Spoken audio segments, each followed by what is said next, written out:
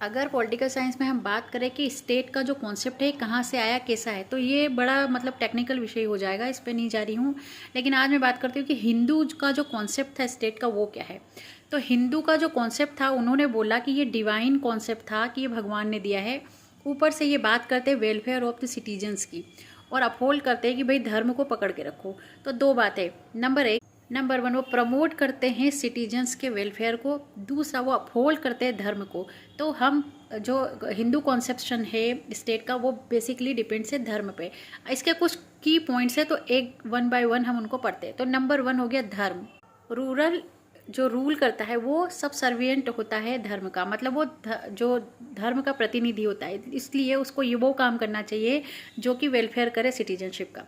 दूसरा होता है कि वो पीस लाए, तो दूसरा है पीस एंड ऑर्डर। तो पीस लाएगा और ऑर्डर, मतलब उसकी इतनी पकड़ होनी चाहिए कि लोग उसकी बात माने।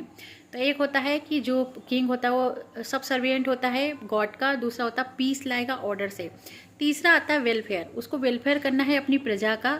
जो धर्म बोलता है कि जो प्रजा का पालक होता है राजा, मतलब उसका गार्जियन होता है, तो उसको क्या करना पड़ेगा, वेलफेयर करना पड़ेगा स्टेट का। चौथा किंग होना चाहिए, मतलब प्रजा का पालन करने के लिए किसको होना चाहिए, को होना चाहिए। तो किंग क्या है, सोवरिन है।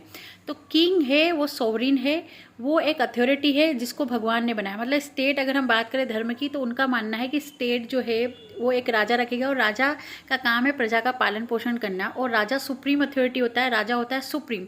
तो उसकी कही हुई बात जो है क्या बन जाती है, लॉ बन जाती है। और ये कौन, उसको किसने बनाया है, वो है भगवान का प्रतिनिधि।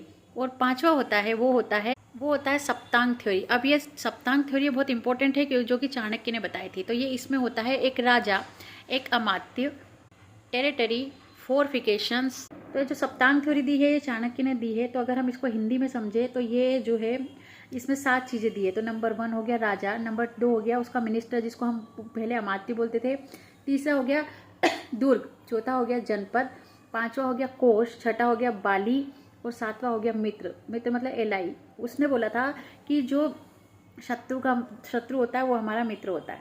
तो ये सप्तांग थ्योरी, तो इससे ये है हिंदू कॉन्सेप्शन। इसके अलावा आप अगर और ज़्यादा लिखना चाहें तो आप लिख सकते हैं वैदिक काल में क्या है, वैदिक काल में किस तरह से जो है स्टेट का कॉन्सेप्ट था कि भाई राजा होता है। उसके बाद उत्तर वैदिक काल आया, उसके बाद उत्तर वैदिक काल के बाद में जो है ये कौटिल्य चाणक्य का जो अर्थशास्त्र है, इसने 2 तरह के न्यायालय की व्यवस्था की थी, एक धर्मस्थली और दूसरा होता है कंटक शोधन। तो कंटक शोधन जैसा कि नाम से पता है क्रिमिनल लॉ की बात करता है, और जो धर्मस्थली है ये सिविल लॉ की बात करता है। तो स्टेट में क्या होगा, स्टेट होगा, राजा होगा। पहले है ना जुडिशरी को स्टेट से अलग नहीं किया था, राजा ही अथोराइज होता था और राजा ही जज होता था। इसलिए उसने बताया कि राजा को किस तरह से पालन